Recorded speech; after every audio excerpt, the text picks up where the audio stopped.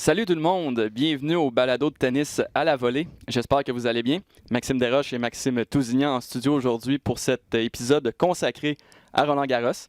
Ça fait déjà un peu plus de 24 heures que les matchs sont commencés sur la terre battue pour ce deuxième Grand Chelem de l'année.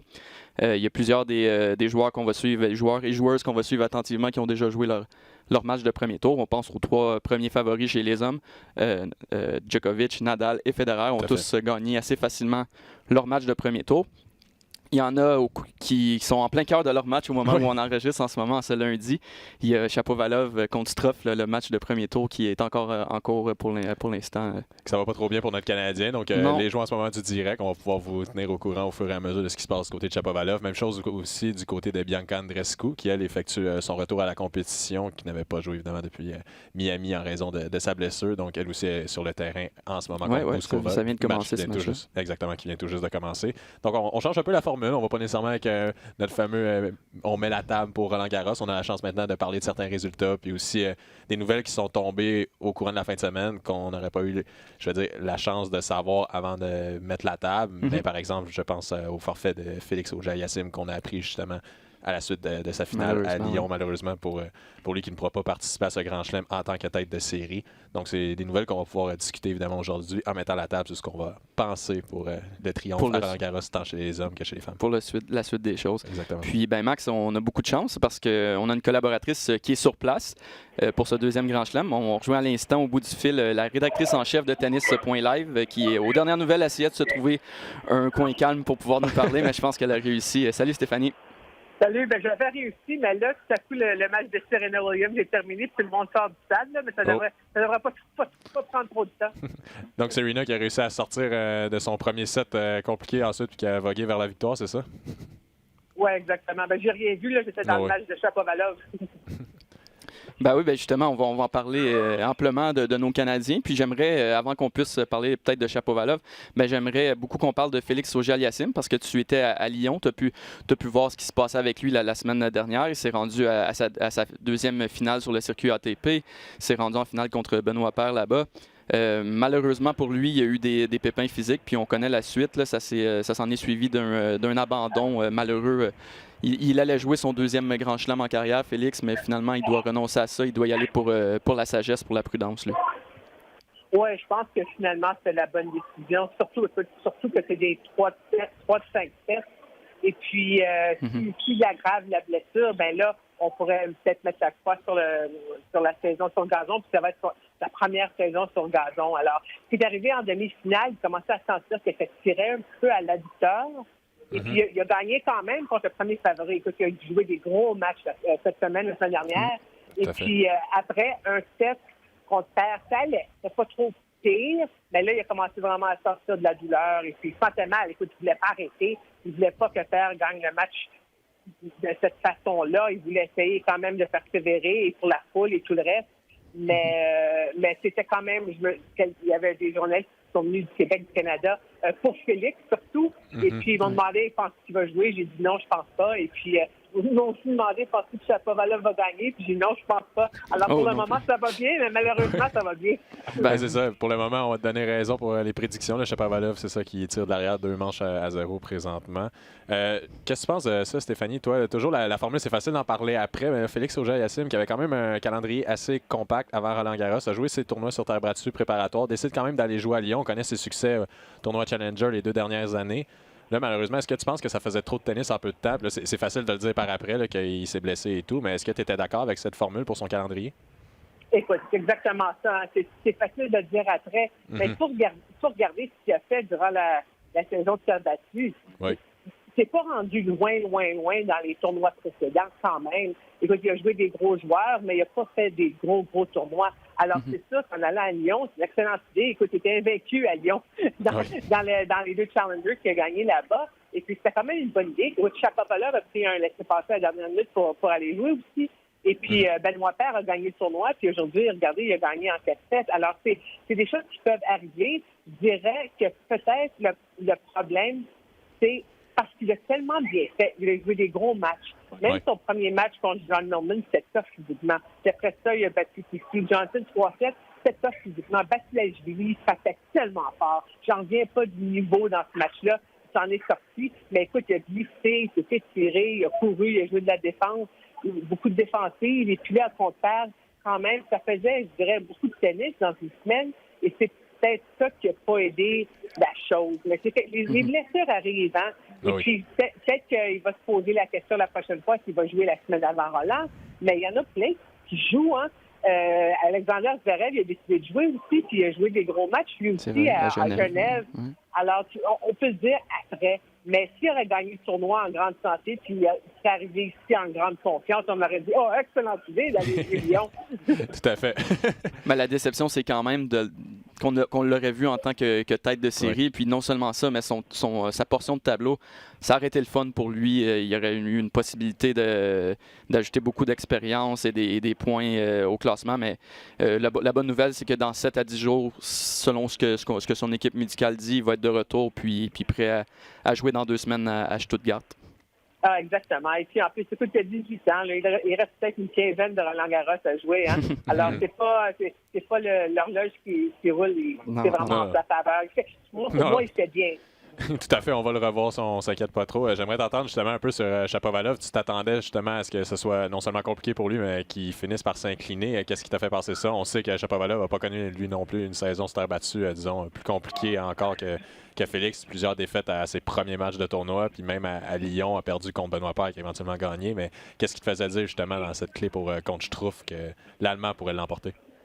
Bien, il y a 2 choses. Premièrement, écoute, c'est ça que Shapovalov sur la terre battue, c'est ordinaire. Ça a bien été l'an dernier à Madrid, c'était très rapide comme surface. Et puis c'était pareil à Lyon, hein, c'était très sec, le terrain était très rapide. Et puis il aurait pu battre Benoît Paire. Écoute, ça s'est joué à une coupe de points dans le bris d'égalité dans le 3e set. Par contre, je trouve que c'est un gros colosse de 29 ans et qui est un excellent joueur de double, mais il joue le meilleur tennis de sa carrière dans le moment. Et puis, il l'a battu à Monte-Carlo, c'est impressionnant. Ouais, puis pour dans les 2 premiers sets que j'ai vus avant de sortir pour vous parler, c'était, écoute, il joue bien, il fait service volée, puis il fait des petits amortis sur la volée. C'est vraiment, comme il joue vraiment son meilleur tennis. Et puis, Shapovalov, c'est un plateau un petit peu, pas à cause des défaites durant la saison. Et puis, il a joué des gros joueurs. Hein. C'est pas nécessairement ça, mais son tennis évolue pas nécessairement comme on aurait peut-être pu penser depuis un an. C'est encore un jeu un petit peu, manque de maturité, fait trop d'erreurs, mais pas assez de retour en jeu. Alors, pour le moment, c'est surtout sur la terre battue, c'est un petit peu, il flotte un petit peu sans trop avancer.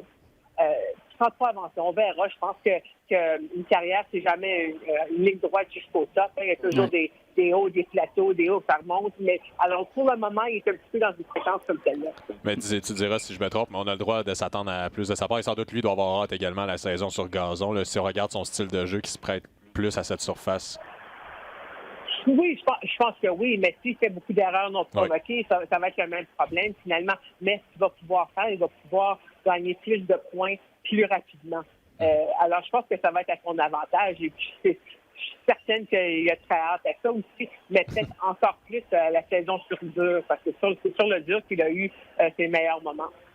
N'empêche qu'on s'attendait, on aurait pu s'attendre à beaucoup du contingent canadien en arrivant là, mais malheureusement, on dirait que les dés ne se sont pas bien alignés pour eux. On pense à Raonic qui a dû déclarer forfait, une autre blessure.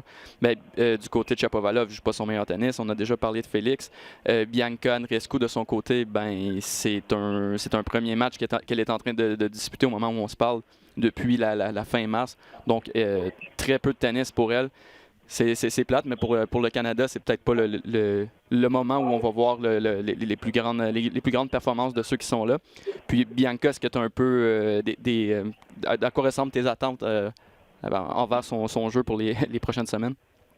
Ben c'est très difficile à dire. J'ai demandé, je l'ai rencontré, on a fait du passé, j'étais de passage à Roland-Garros entre mes voyages à Lyon. Et puis, je l'ai vu s'en aller encourager Rebecca Marino, l'autre Canadienne. Et puis, elle a dit, j'ai demandé si elle aurait peut-être voulu jouer un tournoi préparatoire. Puis, elle a dit, écoute, j'essaie de guérir l'épaule vraiment graduellement, étape par étape. Et si j'aurais joué un tournoi la semaine avant, ben là, il aurait fallu précipiter le rehab, comme on dit. Ouais. Et puis, ça valait vraiment pas la peine. Alors, écoute, elle rentre sans match, mais quand même, on verra. C'est sûr que son premier tour est très, très, très abordable. L'important, c'est qu'elle en sort en santé, parce que c'est ça qu'elle n'a pas elle n'a pas joué du tennis sous pression avec l'épaule, et puis là, elle commence à faire assez frais, ventre.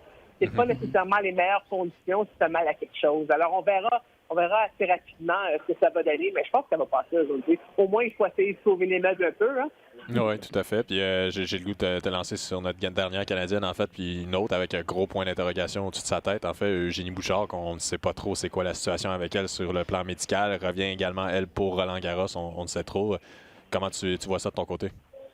Je suis allée la voir s'entraîner ce matin. Elle frappait avec une Américaine d'origine russe qui s'appelle Anna Tatajvili, qui était top 50 à un moment donné, mais écoute, ça fait un an et demi qu'elle n'a pas joué. Là. Elle revient parce qu'elle a un classement protégé, puis un beau petit 50 000 à avoir au premier tour à Roland. Et puis, écoute, Bouchard, c'est jamais une fille qui joue super bien à l'entraînement. Elle était, je dirais, erratique. Le problème qu'elle a, c'est que c'est ça qu'elle manque de match. Et puis, était-elle blessée? Ben, non. Parce que normalement, quand quelqu'un est blessé, ce qui arrive, c'est qu'ils s'inscrivent à un paquet de tournois, et puis là, à mesure qu'ils ne sont pas prêts à retourner au jeu, ils désistent des tournois, mais elle s'est inscrite à rien. Et encore plus, elle s'est inscrite à aucun tournoi durant la saison de gazon. Sauf peut-être Wimbledon, mais elle ne s'était pas inscrite, mais là, la WTA prend les 200 premières et puis les met automatiquement sur la liste. Alors, on verra ce que ça va donner avec elle. C'est vraiment difficile à dire parce que le problème qu'elle a avec les abdominaux, ça se montre quand elle est stressée, quand elle joue des matchs, quand c'est serré, quand elle est stressée, elle est énervée un petit peu, c'est là que le problème des abdominaux paraît. Et puis, alors, on va voir, parce que déjà, elle a dit qu'elle a joué des fêtes avec des filles, puis qu'elle a déjà mal un peu, là. Alors, on va voir ce qui va se passer. Je me souviens, l'an dernier, elle était ici, elle a joué les qualifications contre les Slovènes, puis c'était le problème d'abdominaux qu'elle avait. Elle perdait 6-0, 1-0, puis 2-1, puis elle a abandonné. Aucune idée. Elle va peut-être se motiver, ça va peut-être très mal aller. Aucune idée de ce qui va se passer. Aucune prédiction sur celle-là. Ouais. Bon, t'es pas la seule dans cette équipe-là. Moi non plus, je me mouillerai pas avec une prédiction, sachant qu'on l'a si peu vu depuis le début de 2010, depuis les 2 derniers mois. Exactement. Je pense que je vais joindre le groupe. Là. Personne, j'oserais pas mouiller non plus. Puis je pense que tu l'as même dit pour résumer la situation des Canadiens en ce moment, c'est on va voir. Donc on regarde comment que les choses vont aller. Par contre, s'il y en a un qui a une victoire convaincante, même du côté de Rome, qui doit y faire plus grand bien, puis que là, on n'a pas le choix de parler de lui parce qu'on arrive à Roland-Garros, c'est le maître sur la terre battue, Rafael Nadal. Là, tranquillement, on sentait Djokovic revenir dans la discussion. Toi, Stéphanie, j'ai le goût de t'entendre. Qui tu vois comme favori du côté des hommes pour l'emporter? Moi, puis les prédictions, comme dit Gérard, si jamais on me le demande de m'exprimer, je vais le dire. Elle changera demain. Oui, c'est ça. Non, mais ça me surprendrait pas de voir ces deux-là en finale. C'est sûr que c'est les 2 meilleurs joueurs de terre battue, puis ils sont quand même les 2 en grande forme. Mais écoute, on verra. Il y a tellement de choses qui peuvent arriver. C'est sûr que la saison de terre battue pour Nadal a été moins convaincante que d'habitude. Ouais. Mais moi, je donne toujours ça. Parce qu'avec lui, là, c'est un peu... Les femmes disent souvent ça, mais rarement les hommes, qu'ils se valorisent en pratique. Ils trouvent leur confiance à l'entraînement.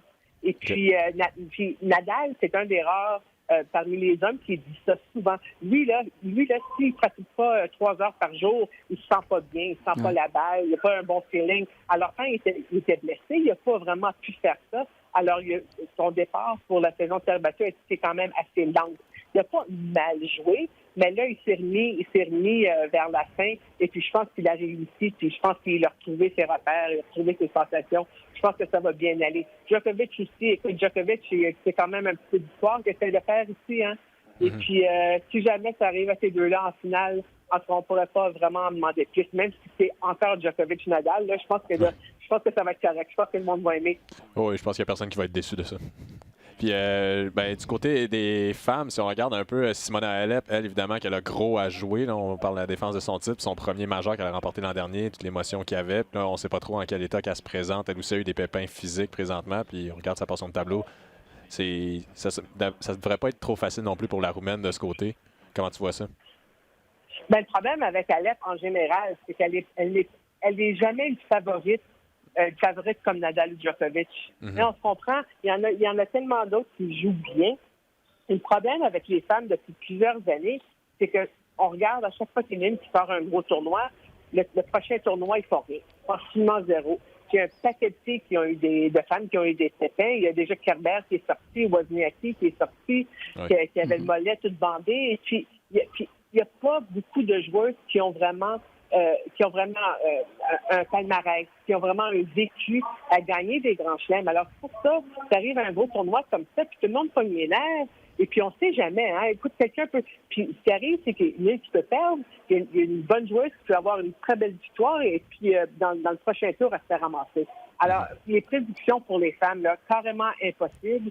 Avant, on pouvait dire Serena, elle va gagner ou elle va perdre. Mais là, Serena, est-ce que c'est pas en grande forme? Elle n'a presque pas joué. Donc, si on ose Serena, la discussion, ben là, c'est carrément ouvert. Là. Aucune espèce d'idée. En principe, ça pourrait être Kiki Bertens, hein? Tout à fait. Oui, ça ne me surprendrait pas du tout. Oui, c'est deux filles qui n'ont jamais gagné de majeur. On leur souhaite, dans le fond, que ce soit une de ces deux filles-là qui l'emporte, surtout qu'avec leur positionnement avantageux, ils ont des tirages assez intéressants. Mais tu as parlé de Serena, puis moi, je prends la balle au bon. C'est sûr que ça dépend complètement de sa condition physique. Sa victoire au premier tour nous a dit que ça va quand même pas si mal que ça, vu qu'elle l'a emporté en 3-7. Moi, j'aimerais vraiment voir au troisième tour si ça peut se produire le duel Serena contre Bianca Andreescu, sachant à quel point Bianca n'a l'air d'avoir peur d'aucune rivale. Ça serait bien pour elle d'avoir cet affrontement-là contre une des grandes de son sport. Écoute, un gros beau match contre Serena sur le châtrier, ça serait vraiment bien. J'aimerais mieux que les deux soient en forme resplendissante, mais c'est vraiment difficile à dire, hein, parce que Andreescu, là, elle va traverser dans un autre moment dans sa carrière. Je dis pas que c'était facile ce qu'elle a fait durant l'hiver. Et les Noirs, même à Miami, j'étais encore toujours impressionnée parce qu'elle était déjà blessée. Mais c'est pas que c'était facile, mais elle avait, comme tu dis, elle avait rien à perdre, puis le monde la voyait pas venir, et puis elle était sur une lancée, puis c'était trop bien. Mais là, écoute, là, tout à coup, elle est top 25. Elle arrive à un tournoi du Grand Chelem, comme quoi, 21 au monde, genre, et puis tout le monde la voit venir, hein. Tout le monde sait exactement ce qu'elle va faire. Tout le monde regarde des vidéos, tout le monde regarde tout, hein. C'est plus la même. C'est comme l'innocence est perdue un petit peu. Et puis tout le monde va aller essayer de la chercher. Là. C'est pas la petite de 18 ans qui va venir battre tout le monde. Hein. Et puis c'est ça qu'on dit avant, c'était celle qui chassait, mais là, c'est elle qui est chassée. Et puis, on va voir comment elle va gérer ça. Ça va être très, très, très intéressant. J'espère que la lancée qu'elle a eue, la confiance qu'elle a eue durant la tournée aux États-Unis, elle va pouvoir garder ça puis en avoir un petit peu en réserve quand elle va en avoir de besoin lorsqu'elle va être testée. Tout à fait. Oui, c'est sûr que c'est un dossier qu'on va suivre puis on se le souhaite justement, ce match-là, Serena contre Andreescu. Exactement. Sinon, de ton côté, Stéphanie, peux-tu nous faire vivre un peu l'ambiance? Tu as la chance d'être à Paris, tu as la chance d'être sur place. Il y a des nouvelles installations aussi cette année, un nouveau terrain. Simone Mathieu, peux-tu nous raconter un peu, nous faire envier ta présence sur le site? Oui, écoute, on peut dire que je suis à Paris, mais je suis pas à Paris. Hein. Ouais. Je suis à des terrains de tennis, et puis je marque 5 coins de rue à mon appartement, puis je fais leur tour, puis je vois, c'est juste ça que je vois. Je vous dis, j'ai traversé le pont Charles de Gaulle parce qu'il fallait, quand je suis arrivée de la gare, quand je suis revenue de Lyon en train, à 300 km/h, merci, je te dis que ça roule, hein. Et puis là, il fallait que je traverse le Seine pour aller à l'autre gare pour aller prendre le métro, pour aller à mon appartement. Puis je me dis, c'est le fun, au moins j'ai vu le Seine, c'est excellent. Mais c'est à peu près comme ça. Mais je vous dis que l'emplacement depuis l'an dernier a subi une grosse élève. Il y a certains côtés positifs. C'est sûr que le nouveau terrain Simone Mathieu, c'est vraiment comme une verrerie, c'est très, très bien. Et ce que ça fait aussi, ça élargit le site un peu parce que c'est vraiment achalandé. Hein.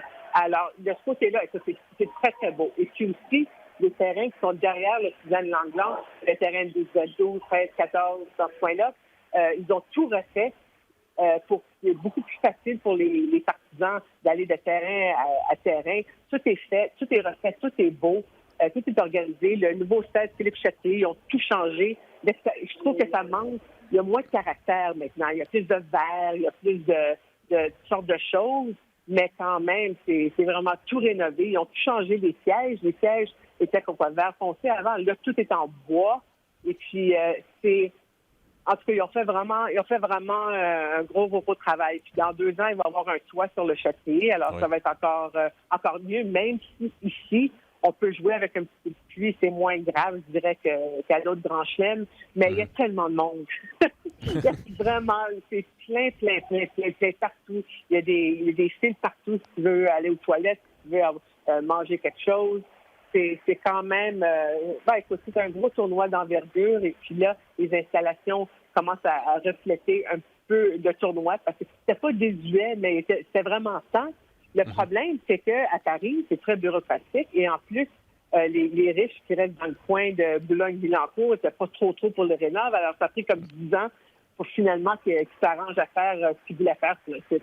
Mais en tout cas, les résultats sont vraiment très beaux. Tant mieux, Stéphanie. Puis je pense qu'on ne te retiendra pas plus longtemps. Oui, il est presque 20h, heure de Paris. Donc, je ne sais pas à quoi va ressembler le reste de la journée pour toi. Je sais que le match de Chapovalov, ça pourrait se terminer d'un moment à l'autre. On regarde ça du coin de l'œil, Max et moi. Oui. En ce moment, il perd 5-3 à la troisième manche. Oui, voilà. Là, ça devient compliqué là, parce que là, il faut voir, parce qu'écoute, aujourd'hui, les joueurs prennent 2 heures pour venir en presse. Ça n'a pas de sens. Le règlement, c'est comme 1 heure, là, mais tout le monde traîne. Alors là, lui, il va venir en conférence de presse, et puis Andreescu, le terrain sur lequel elle joue 14, il n'y a rien de plus loin que ça. Là. C'est complètement à l'autre bout. On va mettre les souliers de course, puis on va aller courir. Mais écoute, c'est un bon problème à avoir d'avoir plus qu'un joueur en même temps. Hein? Écoute, c'est un luxe que les Français ou les Américains ont eu pendant longtemps. Et puis, entre peut-être pas cette année à Roland, mais en général, on peut s'attendre à ça dans l'avenir. Bon, on va espérer que tu aies des bons souliers pour te promener de terrain en terrain pour aller couvrir les conférences de presse. Merci encore, Stéphanie, merci pour ta disponibilité. Ta générosité, c'est très apprécié. Pas de problème. Bon tournoi. Merci à toi aussi. Bye. Écoute, Max, c'est la première fois qu'on fait ça, faire des mises à jour qui sont pratiquement en direct de ce qui se passe un peu partout sur les terrains. Là. J'aime ça, honnêtement, sauf peut-être avec la caméra, vous remarquerez qu'on lève nos yeux parfois, c'est parce que notre prompteur, notre téléviseur est juste un peu au-dessus pour voir les points, donc c'est pas qu'on veut pas vous regarder, c'est tout simplement qu'on regarde. On veut savoir ce qui se passe avec notre Canadienne et notre Canadien. Exactement, mais pour revenir un peu avec Stéphanie qui a dit, puis tu as mentionné aussi, c'est dommage avec toute la mise en scène qu'on voyait nos Canadiens, comment que ça se passait bien en début d'année, le début de printemps qu'ils ont eu, puis finalement on arrive sur terre battue, puis tranquillement on voit que ça s'effrite, puis on voit que ça sera justement pas le prochain tournoi du Grand Chelem, que ça risque d'être le leur. Là. On sait jamais, Andreescu peut toujours surprendre. Le Chapovalov, c'est pas encore cuit, il peut toujours remonter la pente. On sait bien, c'est une des beautés du tennis, il n'y a pas de chrono, tu sais jamais qu'est-ce qui peut se passer dans un match, mais on s'en parlait avant, on savait que ça allait être compliqué, on regardait leur portion de tableau, on regardait ce qu'ils avaient fait avant. On n'avait pas le choix de voir des gros points d'interrogation au-dessus de leur tête en ce moment, ce qu'on n'avait peut-être pas lorsque je regarde la saison sur dur, lorsqu'on avait eu Indian Wells, par exemple, du côté des gars. Puis là, on a vu Miami, ce qu'ils ont fait avec les demi-finales du côté masculin, puis du côté d'Andreescu, évidemment, son titre, elle qui a eu Indian Wells. Donc, on avait le droit de s'attendre à beaucoup. Finalement, les blessures ont changé la donne. Mais comme l'a noté Stéphanie avec justesse, une saison de tennis, même une carrière de tennis, c'est jamais linéaire. Il va y avoir des passages à vide, c'est certain. À part les meilleurs de leur sport qui sont des exceptions, qui sont toujours au devant. Mais pour le reste, on ne peut pas nécessairement s'attendre à ce que chaque tournoi soit resplendissant pour nos Canadiens. C'est dommage, on l'a déjà dit, parce que ça aurait été 3 têtes de série, 3 joueurs avec 4 avec Bianca, avec des tableaux intéressants pour aller loin. Malheureusement, va falloir attendre au prochain. Est-ce que ça va être Wimbledon? On ne sait pas. Peut-être que chacun d'eux va avoir retrouvé la forme, une forme raisonnable d'ici là. J'ai hâte de voir Félix sur gazon. Qu'est-ce que ça va donner également? Je ne vais pas trop m'étendre sur le sujet aujourd'hui parce qu'on veut se concentrer évidemment sur Roland Garros, mais lui qui a fait l'impasse l'an dernier sur sa saison, justement sur gazon, pour se préparer, pour continuer à travailler sur terre battue. Donc, disons que je salivais davantage en vue de Roland Garros pour Félix que Wimbledon, mais j'imagine qu'on va arriver plus près, dépendamment de ce qu'il va faire en tournoi préparatoire. On va espérer pour lui qu'il puisse revenir au jeu rapidement, puis que, comme tu as mentionné, que Stuttgart, ça soit vraiment pas compliqué pour lui, dans le sens où il va pouvoir y participer, puis il va être bien physiquement. Ça va être ça qui va être important, parce que c'est toute autre surface sur gazon. On va voir s'il est capable de tenir certains des meilleurs joueurs au monde sur une surface qui n'est pas nécessairement celle qui l'affectionne le plus. Mais avec le talent qu'on lui connaît, Félix, je serais pas surpris qu'il connaisse du succès, même si c'est pas la terre battue. Exactement. Mais il n'y a pas seulement les Canadiens, on en a parlé un peu, puis tu parles des meilleurs au monde, puis on avait parlé lors de notre dernier épisode. Je suis satisfait que la prédiction que j'avais faite parlant de Rafael Nadal, qui a eu le succès qu'il a eu ça commence à à bien paraître, ta prédiction du dernier au moins, épisode. c'est un peu plus rassurant que de voir qu'il a été en mesure de, oui, bien faire à Rome, mais également de connaître les résultats qu'il a connus contre Novak Djokovic. Je pense que ce match, plusieurs, on l'anticipait, on avait hâte de voir une bonne confrontation justement sur terre battue. Oui, Nadal a échappé un set, il a quand même fait un 6-0 et un 6-1 à Djokovic. Je prête pas trop attention aux résultats du côté du Serbe. Je me dis que lui a eu fait ce qu'il avait à faire sur terre battue. C'était peut-être moins important pour lui ce match que pour Nadal. Juste sur l'aspect mental, psychologique, en fait, de se présenter à Roland. Oui, d'avoir un titre, d'avoir été capable aussi de battre Djokovic. Ça avait l'air d'un gros soulagement pour Nadal dans les cérémonies d'après-match. Tu voyais que ça avait enlevé un énorme poids sur ses épaules à Rafa. Exactement. Puis, tandis que Djoko, il était tellement fatigué de ses matchs. C'est une des raisons pour lesquelles il n'a peut-être pas été le Novak dominant qu'on avait vu dans les matchs précédents, puis la semaine précédente quand il l'avait emporté à Madrid. Exactement. Puis Nadal, ça a dû y faire aussi un petit velours de battre Tsitsipas également dans ce tournoi, parce que justement, le grec, il avait battu. Le retour de l'ascenseur. Ouais. Exactement. Donc, c'est toutes des petites victoires psychologiques, non pas uniquement sur le terrain, je pense qu'ils ont bien fait à l'Espagnol.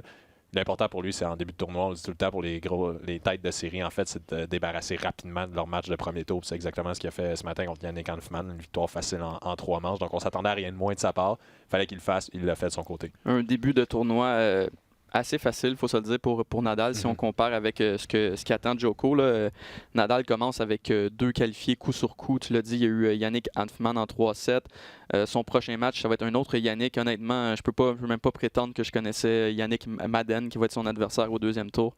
Ça devrait être une formalité là aussi. Si on regarde du côté de Djokovic, ça m'a surpris l'aisance avec laquelle il a gagné son match de premier tour ce lundi en début de semaine. Hein, contre Hubert Hurkacz, qui est un gars qui est sans dire une étoile montante, qui est un gars qui n'a pas à rougir de ses performances depuis le début de la saison 2019. C'était pas le temps qu'il s'enfarge à son premier match, puis qu'on parle des fois que certains joueurs doivent retrouver leur rythme. C'est pas si pire sur terre battue, justement, parce que tu as beaucoup de tournois préparatoires, donc tu as du tennis dans le corps, c'est pas trop mal. Contrairement à lorsque tu arrives sur dur, par exemple, ou même pour Wimbledon, où tu as 2-3 tournois maximum sur gazon si tu tiens à les jouer. Certains préfèrent même pas. Donc oui, pour Djokovic, c'était déjà il y avait un petit piège où le match pouvait s'étirer.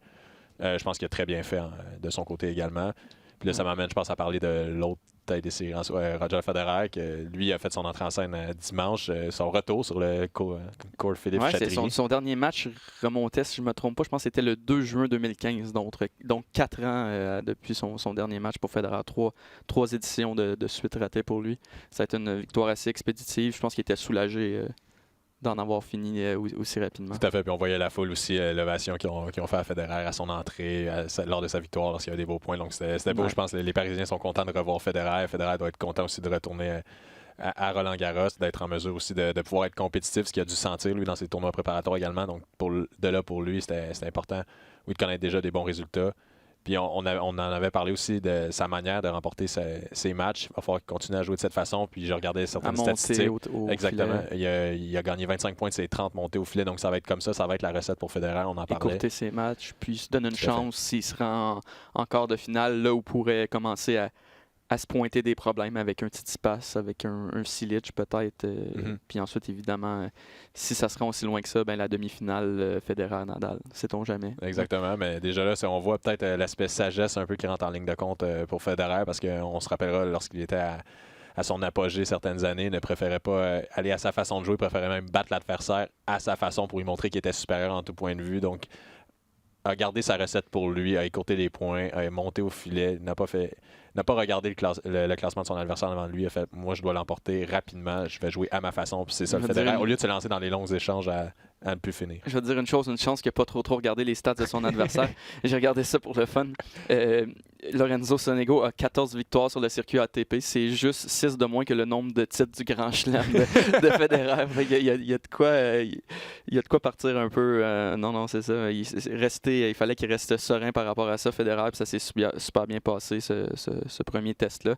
Ça risque pas d'être super compliqué non plus en deuxième ronde, parce qu'il va affronter un autre qualifié, Oscar Otte, l'Allemand. Donc, le premier réel réels défis qui pourraient l'attendre. Logiquement, ça serait peut-être un Schwartzman au 4e tour de ce que j'ai ici. Là. Exactement. Puis on doit voir aussi justement Schwartzman, spécialiste sur terre, lui qui avait donné des difficultés à Nadal l'an dernier, on s'en souviendra, c'est probablement le match le plus compliqué de l'Espagnol lors de cette quinzaine. C'est, sans dire que c'est la pluie qui avait sauvé Nadal lors de cette journée, disons qu'elle était venue donner un petit coup de main parce que l'Argentin avait remporté la première manche de manière convaincante, semblait avoir vraiment la façon de battre Nadal lors de cette journée. Finalement, on a pris une pause pour la pluie et revenir sur le terrain, puis c'est Nadal qui finalement a filé vers une victoire, mais j'ai hâte de voir quel Schwartzman pourrait se présenter si jamais il se rend jusque-là, puis si jamais on a le droit à ce duel contre Federer, donc un premier bon test sur terre. On peut le mentionner, officiellement plus de Canadiens dans le tableau principal. Shapovalov qui s'est incliné en 3 manches de 7-6, 6-3 et 6-4 contre Jan Lennart Struff. Donc, plus de Canadiens déjà du côté de côté du volet masculin. Ouais. Donc, Stéphanie, on te salue. Tu avais raison pour ta prédiction du côté de Shapovalov. Ben, c'est ça, sachant qu'il y avait un peu l'avantage psychologique de l'avoir battu à Monte Carlo, puis de manière assez convaincante aussi il y a quelques semaines, au plus un mois. Donc, c'est malheureux pour Denis, mais on dirait qu'il arrivait peut-être pas là-bas avec une mentalité de gars qui sentait qu'il allait avoir de bons résultats. C'était plutôt du genre, mes attentes sont... Je me mets pas trop de pression, mes attentes sont pas très élevées, on a le résultat qui va avec. Il y a un point, lorsqu'on a discuté avec Stéphanie aussi, qui a attiré mon attention, lorsqu'elle dit... On dit, je l'interprète un peu, mais on dirait qu'il manque encore cette petite coche, cette étape de plus dans son jeu. Il est resté comme il est depuis le début. C'est très bon. Là, je veux pas critiquer comment il joue en ce moment. Simplement que les joueurs se sont ajustés comme toujours. Ils commencent à le connaître exactement. Puis là, on a mentionné, c'est pas sa surface non plus. C'est un joueur qui aime que la balle aille rapidement. Donc, comme Stéphanie a dit, lui, sa surface dure. Il a hâte à cette saison. Là. Donc, ça va être de voir justement, lui, les ajustements qu'il va pouvoir apporter à son jeu. Mais il est si jeune encore. Donc, je suis pas trop inquiet de ce côté. Là, on voit que c'est une question, encore une fois, de peut-être maturité aussi. Souvent, lorsqu'on décrit ces matchs, on a l'impression que c'est répétitif un peu, justement, ce qui fait ces fautes directes qui reviennent toujours. Tente de surjouer par moment. Donc, ça va être de jouer par nuance également. Donc, mais c'est des choses qui s'apprennent avec l'expérience. Puis, malheureusement, lui, est en train de la gagner, mais tranquillement, comme tout joueur, ça doit le faire. Ben, je pense qu'à 20 ans, il y a encore on a parlé de Félix, mais avec Denis aussi, il y a un long horizon pour faire ces ajustements-là, notamment peut-être y aller avec des placements de balles plus intelligents des fois pour éviter de donner autant de points gratuits à ses adversaires qui lui font perdre le rythme complètement des fois dans un set, dans un jeu ou même dans un set. Tout à fait. Si on a parlé de Nadal, la victoire qui était très importante à Rome, que dire à mon avis de celle de Zverev à Genève pour qu'Alexander Zverev décide de jouer un tournoi si près de Roland-Garros? On voit qu'il avait besoin d'aller se refaire une confiance, lui, après sa saison sur terre battue, qui avait été, on n'a pas peur des mots, je veux dire catastrophique pour lui. Là. On savait tous les points qu'il avait à défendre également. Ouais. Ça ne semblait juste pas aller pour lui. Là. Il cherchait des raisons de se rebâtir une confiance, Alexander Zverev. Est-ce qu'un titre comme celui-là de Genève, qui est un 250, est-ce que ça peut l'aider? Possiblement. Là, je vois pas pourquoi ça l'aiderait pas, mais quand même, ça vient après une perte de points substantielle, là, comme tu l'as dit à Madrid la semaine précédente. Heureusement pour lui, l'écart était quand même assez gros là, au sein du top 5, du top 10. N'a pas trop dégringolé non plus. Il n'était pas question pour lui qu'il sorte du top 8. Là, donc, il était bien correct. Ça me surprend qu'on n'ait pas encore, excuse-moi, de parler d'un de tes préférés, de Dominic Thiem. Je ne voulais pas être celui qui l'amenait encore une fois, là, mais si tu insistes. Non, mais si on est pour parler des candidats à l'emporter, c'est quand même le finaliste 2018. Oui. Ça n'avait pas été une grande finale, on s'en rappellera. Là. Nadal l'avait emporté assez facilement en 3-7 sur Thiem, mais c'est un gars qu'on doit absolument considérer dans l'équation. L'équation, je ne sais pas c'est quoi au juste, mais il est là. Il est à quelque part là-dedans, Dominic Thiem, en tant qu'un des 3-4 meilleurs joueurs de terre battus sur le circuit. Exactement. On parle quand même d'Autrichien qui, oui, a fait la finale l'an dernier, une demi-finale auparavant, encore une fois, contre Nadal, puis une demi-finale contre Novak Djokovic. Donc, ces 3 dernières années, il s'est rendu dans le corridor à Paris, ce qui n'est pas rien. Pour lui, par contre, ça faisait une 3e défaite contre Nadal à Roland-Garros. Donc, on espérait pour lui qu'il n'y ait pas un blocage. Là. Exactement. Mais en même temps, tous les joueurs sur terre battue auront un blocage contre Nadal en soi. Mais au moins, pour lui, il n'est pas dans la même portion de tableau que l'Espagnol. Donc, il peut juste l'affronter en finale si jamais il doit se rendre jusque-là. N'est pas non plus dans celle de Djokovic où il verrait en demi-finale. Je regarde la portion de Thiem, qui est en train de jouer d'ailleurs son match de premier tour. Il a perdu un set contre un Américain. Je regarde Thiem. Ça me semble pas des plus compliqués lorsque je regarde cette portion. C'était d'ailleurs, malheureusement, c'était celle de Félix Auger-Aliassime aussi. Ouais. Regarde sa tête de série de son côté, c'est Juan Martín del Potro, qu'on ne sait jamais trop sur le plan physique, sur la santé, comment il se porte. Il m'a surpris, lui, à Madrid. Il a tenu Djokovic jusqu'à la toute fin en demi-finale. Il y a même eu un moment où on pensait que ça allait être Delpo qui allait passer en finale contre Djokovic. Mais comme tu le dis, est-ce qu'on peut vraiment se fier à une santé aussi fragile de la part de l'Argentin? Ce sera à lui de nous surprendre, je pense. C'est comme ça qu'il doit le voir lui aussi, de savourer chaque moment sur le terrain en ce moment. C'est pas non plus sa surface de prédilection sur terre battue, donc ça va être à voir, encore une fois. Mais comme tu le dis, ça serait une menace assez imminente en quart de finale pour Team Del Potro s'il devait se rendre là. Mais moi, j'ai encerclé au 4e tour Fernando Verdasco ou mon fils. Mon fils, là aussi, c'est une question souvent de santé, de bobo qui doit soigner. Mais mon fils qui joue devant sa foule en France, c'est sûr que ça sera pas facile. Mais ça se peut aussi que ça soit Fernando Verdasco parce que c'est un des bons joueurs espagnols sur terre battue. Tout à fait. Puis si ça devait arriver, je pense que Dominic Thiem voudrait éviter cette confrontation-là parce que, fait intéressant, il y a une fiche de 0-4 Thiem contre le vétéran Verdasco en carrière sur le circuit ATP. Donc, une très bonne statistique, justement. Puis, je sais pas, par contre, à quel point ça peut jouer dans la tête d'un joueur lorsqu'il se présente et qu'il sait que tu n'as jamais remporté un match contre ton adversaire. Je sais pas à quel point ça peut jouer. En tête, il faudrait éventuellement demander à un joueur comment il voit justement une fiche parce que j'ai tout le temps en tête, par exemple... c'est facile de le dire, mais les Gasquet de ce monde qui ne cessent de perdre contre les Federer, les Nadal. Même je regarde Gasquet qui est encore dans la portion du tableau de Nadal. Il ne doit plus être capable de l'affronter sur terre battue. C'est tout le temps, c'est volé par-dessus volé et devant les siens. Donc, c'est rien de... Il sait que c'est un 2, 3 et 2 qui s'en vient probablement. Même là, je pense que t'es généreux dans le 3. Je pense qu'on voit des 1 et des 2 si on regarde les dernières années. Donc, à quel point ça doit travailler justement sur l'aspect psychologique, de dire oui, j'ai rien à perdre, je peux tout tenter, mais en même temps, dès que ça commence à moins bien aller, tu fais bon, ça recommence et...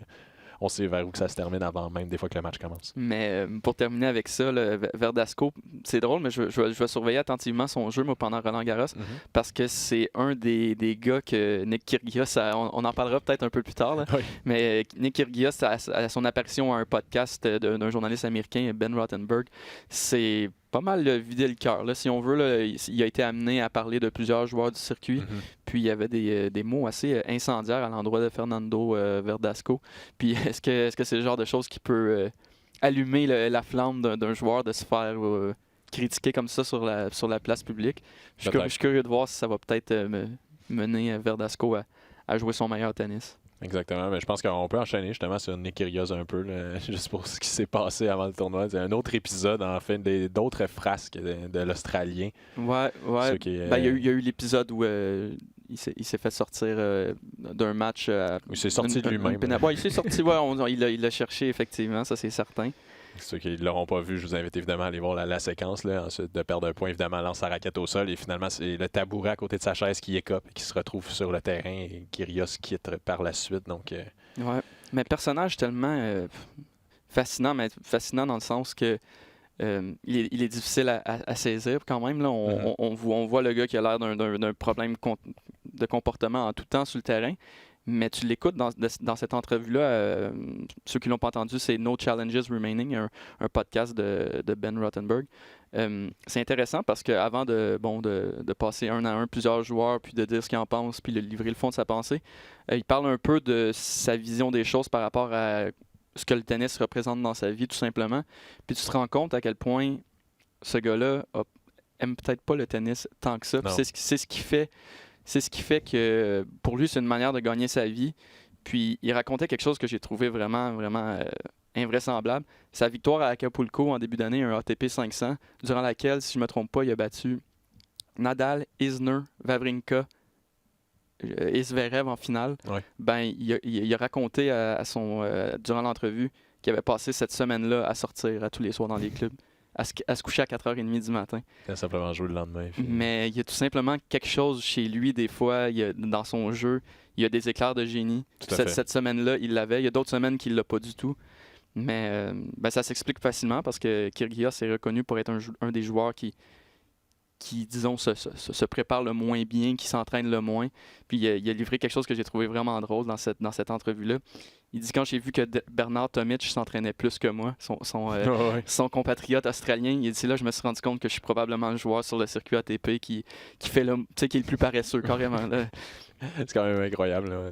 Ouais. C'est même pas une flèche dans son cas, c'est juste qu'il livre le fond de sa pensée. Il n'a pas peur de dire exactement ce qu'il pense, comment il voit les choses. Puis c'est aussi sa vision qui change tellement du discours qu'on est habitué et qu'on s'attend à entendre sur le circuit. Des joueurs qui travaillent sans arrêt, ne font que penser tennis, ne vivent que pour ça. Ouais. Puis là, tu as un Kyrgios qui arrive avec tout le talent qu'il a, puis on peut pas parler de talent gaspillé parce que je pense que c'est lui, c'est son personnage, c'est sa façon de jouer. Je pense qu'il serait pas de la même façon s'il changeait son attitude. Puis encore une fois, c'est juste de se présenter.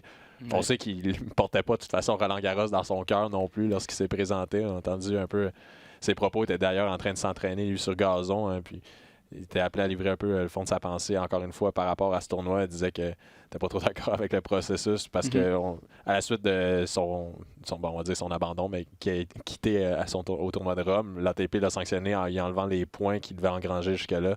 Ce qui a fait en sorte que ça l'a empêché éventuellement d'atteindre le tableau principal en tant que tête de série parce qu'avec le forfait de Raonic, c'est lui qui devait prendre la place. Ouais, finalement, c'est l'Américain Frances Tiafoe qui a eu l'emplacement dans le tableau. Ce positionnement-là, oui. Donc, c'était rien pour rejouer Kyrgios, évidemment, lorsqu'il venait à parler en vue de sa deuxième Grand Chelem. Donc, évidemment, lui, il a décidé de ne pas se présenter. Il parlait d'un virus. Oui, c'est permis d'en douter fortement. Mais n'empêche que c'est vraiment un gars qui... on peut pas lui reprocher de ne pas dire exactement ce qui lui passe par la tête. Des fois, on peut lui reprocher de dire ça, mais c'est parce qu'on est vraiment dans une ère où tout le monde... C'est le politically correct. Là. Je pense que... il se fait demander ce qu'il pense de Nadal, entre autres de Djokovic. Au sujet de Djokovic, il dit pour moi, il essaie trop de faire toutes les choses. De trop se faire aimer. De trop se faire aimer, de trop faire les choses parfaitement. Puis il dit ça, c'est juste pas moi. Puis Nadal, c'est la même chose. Il dit tu pourrais pas trouver un joueur plus à l'opposé que Nadal par rapport à moi. Puis je trouve ça intéressant qu'il y ait cette... c'est sûr qu'il va pas prétendre l'inverse, mais qu'il y ait cette humilité-là de réaliser que ces gars-là, ils ont une détermination que lui n'aura jamais, puis c'est correct pour lui. Oui, c'est ça. Dans tout ça, c'est que lui est à l'aise avec sa situation. Il ne semble pas vouloir plus que ce qu'il vit.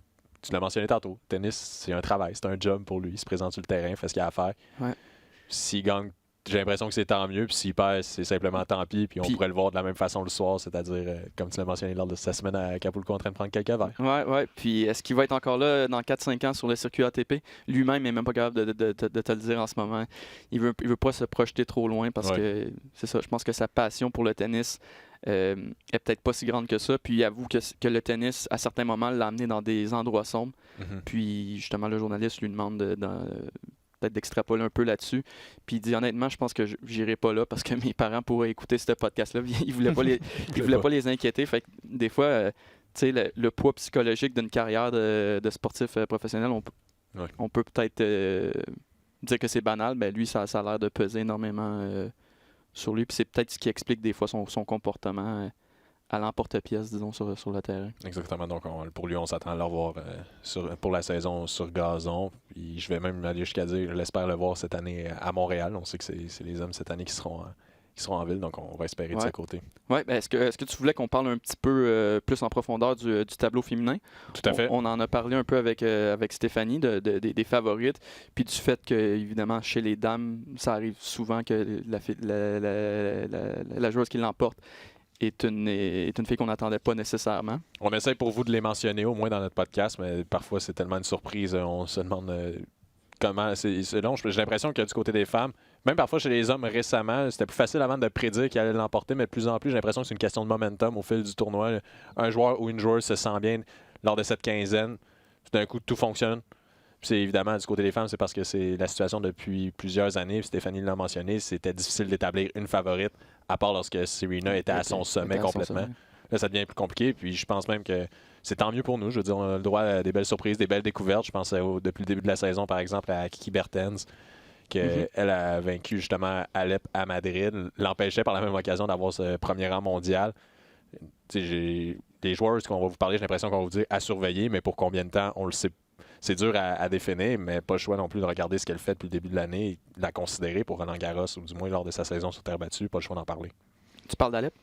Alep, oui, évidemment, et Bertens. Je crois que c'est les deux joueuses. Oui, effectivement. Bertens, qui est la joueuse qui a le plus de victoires sur terre battue depuis le 2016. Puis elle l'a prouvé avec plusieurs longs parcours titre et finale et demi-finale. Elle les enchaîne depuis le début de cette saison sur terre battue. Évidemment, il faut qu'on parle de Naomi Osaka aussi. Oui. C'est la numéro 1 mondiale. C'est la gagnante des 2 derniers tournois du Grand Chelem. On s'en souvient en Australie en janvier, puis US Open à la fin 2018. Mais elle n'arrive pas nécessairement avec énormément de bagages sur terre battue. La preuve, c'est que elle a une fiche de 7-1 sur terre battue cette année, c'est très bien. Mais il y a eu 2 forfaits à travers tout ça. 2 fois, elle a déclaré forfait en raison de blessures avant de jouer des matchs. Puis, au total, avant d'arriver dans cette saison-là, 2019 de terre battue, elle avait 9 victoires en carrière sur terre battue. C'est pas sa surface, Osaka. Non, puis on regarde sa Et son portion de tirage tableau. est super difficile aussi. Super compliqué, mais je pense que c'est pour nous, on est heureux quelque peu de voir ça parce que je regarde simplement la possibilité, son match de deuxième tour, si elle l'emporte évidemment lors de son premier match, on parle ici d'un duel soit contre Victoria Azarenka ou Jelena Ostapenko. Ostapenko, une c'est ancienne championne à Roland-Garros. C'est vraiment plus compliqué pour Ostapenko dernièrement, on s'entend, mais on ne sait jamais. Le jour et la nuit, oui. Exactement, se retrouver sur un terrain où tu l'as déjà gagné, dans une ambiance justement où tu as déjà remporté un tournoi du Grand Chelem, on ne sait pas ce que ça peut faire. Puis ce match contre Victoria Azarenka. Je m'attends à ce que ce soit Azarenka qui passe au deuxième tour, mais on ne sait jamais. Hein. Puis, mais déjà là, ça pourrait être super compliqué pour Osaka dès le deuxième tour. Ensuite, je regarde un peu plus loin. Il y a la Grecque Maria Sakkari, qui est une des joueuses les plus hautes sur le circuit sur terre battue, une fiche de 14-4 sur terre en 2019. Donc déjà là, de se rendre en deuxième semaine, pour Osaka, ça serait une mini-victoire si on veut. Là. Tout à fait. Non, et on regarde même si on ose aller un peu plus loin, sa portion de tableau est encore plus compliquée. On parle quart de finale, ça pourrait être. C'est la portion de Serena, on ne sait pas trop ce qu'elle va s'en aller. On peut espérer ce match. C'est de se projeter très loin de dire que je pense qu'on ne peut pas aller vraiment encore plus loin que d'espérer ce match de troisième tour, soit contre notre Canadienne ou pour Serena de se rendre au troisième tour éventuellement. D'ailleurs, on continue de suivre ça. Andreescu, c'est fin de première manche. Là, les joueurs sont encore nés à nez, mais on continue de regarder ça pour vous. Puis je regarde même Ashley Barty, j'ai quand même des attentes en vue de ce tournoi. Elle qui semblait éclore un peu depuis Montréal l'an dernier. On la voit de plus en plus. C'est une de mes joueuses favorites, oui.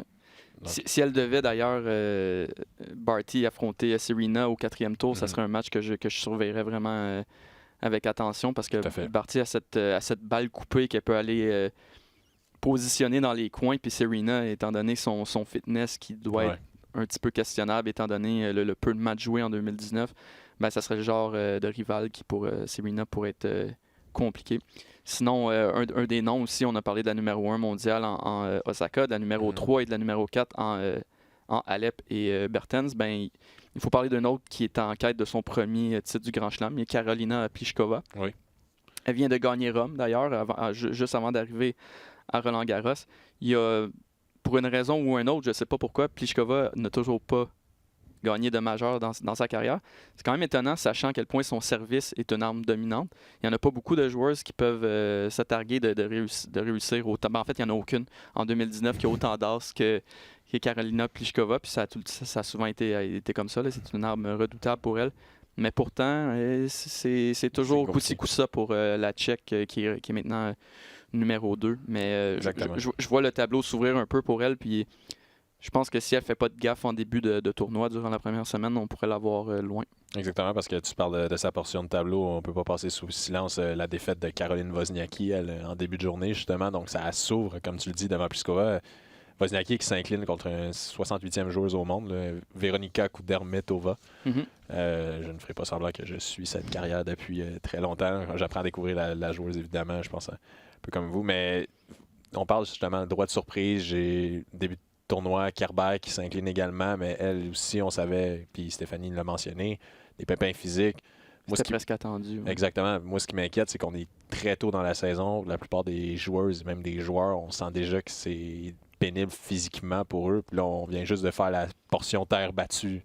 On n'a pas encore commencé sur dur. Il y a encore énormément de tennis à jouer, c'est certain, mais oui. Exactement. Il est tôt pour avoir autant de retraits préventifs avant les tournois et tout. Il me semble qu'on en voit de plus en plus. Ça commence à m'inquiéter un peu de ce côté, donc ça va être à voir. Je regarde également d'autres surprises.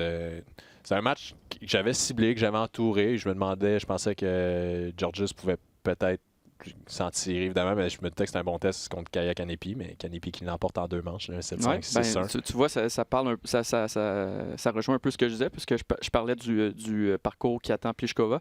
Et c'était Wozniacki et Georges, les deux adversaires les plus probables que Pliskova pouvait avoir sur son chemin. Disons, les premiers non compliqués qui auraient pu être là pour la numéro 2, c'est ces deux-là. Et puis, les deux éliminés au premier tour. En quart de finale, ça aurait été Kerber, selon ce que j'avais ici. Ouais. Donc, un autre nom à rayer de la liste. Fait que c'est intéressant pour elle. Non, ça s'ouvre, je pense, juste pour mentionner, parce que j'ai les résultats devant moi. Là, je pense des petits cadeaux pour les Français. Là, Richard Gasquet qui passe facilement de son côté, lui, en 3 manches. Joe Wilfried Tsonga, qui justement, qui revient tranquillement sur le circuit. Il passe en 4 manches. J'ai Pierre-Hugues Herbert qui bat Daniil Medvedev. Qui a battu Daniil Medvedev. Un gros 5 manches pour lui de son côté. Donc, il y a des belles surprises du côté français. Hier, il y avait Jérémy Chardy qui a battu... Non, c'est pas Jérémy Chardy, c'est Nicolas Mahut, pardon. Qui a défait Cecchinato, le demi-finaliste de l'an passé en 5 manches. Là, fait vibrer la foule à 37 ans. Quand même, il faut le faire. Là. Exactement. Chardy, lui, il est en train de jouer son match justement contre Kyle Moon. Là, puis il est en voie de forcer la tenue d'une 5e manche. Là. Il mène 5-1 au 4e set. Donc, Français qui, en ce moment, ont de quoi rêver, ou du moins de quoi applaudir pour le moment. Là, on verra jusqu'à quand. On le vend dans les voiles. Quoi. Exactement. Je regarde encore, on revient côté féminin. Une Canadienne là, qui sert pour rester dans cette première manche éventuellement. Donc, c'est plein de belles histoires, je pense, à regarder du côté de la portion des femmes. Plusieurs joueuses, on en a mentionné, évidemment, l'absence. Lors de notre dernier épisode, on se demandait qu'est-ce qui allait arriver avec Maria Sharapova, par exemple. Malheureusement, elle n'a pas été en mesure de se présenter à ce tournoi, pas tout à fait remise de cette opération. Moi, j'ai hâte de voir, évidemment, on le mentionne depuis le début, c'est Serena, jusqu'à où elle peut se rendre, parce que c'est l'américaine. Avec Serena, j'ai l'impression que depuis, ça fait quoi, un peu plus que d'1 an qu'on a notre balado de tennis. Oui, tout à fait. J'ai l'impression qu'à chaque fois qu'on arrive à un majeur, on dit la même chose. Bon, elle est à recherche de son 24e pour égaler Margaret Court. Est-ce que ça va arriver, ce fameux moment où elle va égaler la marque de tous les temps? C'est dur. C'est de plus en plus dur de lui prédire ça, malheureusement, sachant à quel point elle est hypothéquée physiquement. Exactement. Je pense que ça fait un beau tour d'horizon. Je ne sais pas de ton côté si tu voulais développer un peu plus. Moi, j'ai juste hâte qu'on puisse regarder des matchs. Là, on a mis la table pour tout ça. On a parlé de résultats qui avaient déjà eu lieu. Il ne nous reste plus qu'à regarder beaucoup de matchs sur les ondes de RDS parce que les 2 semaines qui s'en viennent vont être bondées de rencontres sûrement très excitantes à regarder sur nos ondes. En même temps, quoi de mieux que se lever le matin, un petit déjeuner en regardant déjà du tennis. Là, ça commence bien la journée. Ouais, ça m'a l'air d'une très bonne proposition. On vous invite évidemment à suivre Hélène et Yvan sur les ondes de RDS tout au long de la quinzaine. Ouais, merci tout le monde d'avoir été là. À la prochaine. Au revoir.